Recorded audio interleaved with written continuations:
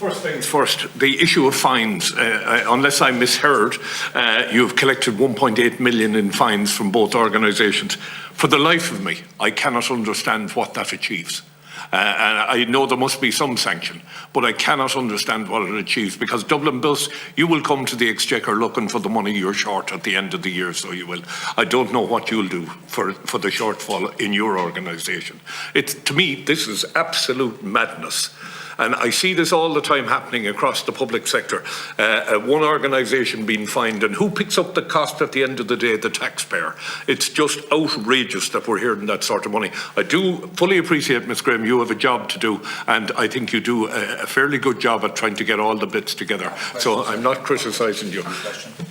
Now, the 63 bus up in Stepaside, Kiltiernan area, cancelled, arrived but amended route, no show on the 18th, no show on the 20th, no show on the 21st, no show on the 23rd, no show on the 24th. 2 buses cancelled on the 26th. Finnstown, that was from Councillor Michael Fleming up there, who's inundated with people calling to him about the poor service.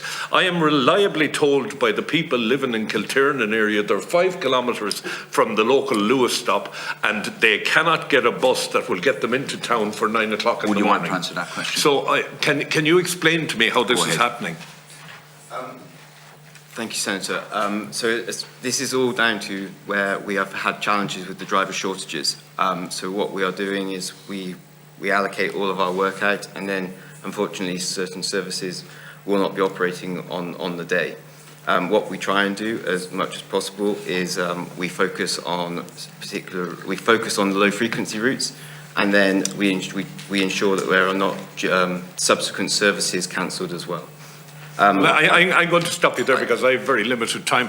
Ms Graham, if they can't meet the requirements of the local area, we need a contractor who can. It's as simple as that. We can't have a situation where people are standing at buses, waiting for buses in poor weather, halfway up the Dublin Mountains. It's just not simply not good enough. Finnstown, Abbey and Lucan to Sandymount. I don't know who runs that particular service, but again, a series of no-shows. Senator, you need to conclude. I will do. I am a member of the committee. It is worth pointing out. Absolutely. But look, jumping the queue here. Jumping the queue, in fairness, because I've got a meeting with the minister. But look. Bottom line on it is, I cannot have a situation, I don't get involved in local issues as far as possible. I'm a national politician. But this, we really have to do something about it. And I think at the next meeting, Chair, we'll have a lot more research. I think what's come to the fore here is, this is a body of work we're going to do as a committee. Can I say one final thing? As a former leader of a trade union, it is my experience that you retain employees with good terms and conditions of employment. The current demand for HGV drivers throughout Europe is massive. If you can't retain the people you've got, then you've got to look at your terms and conditions of employment and start paying them what they're worth.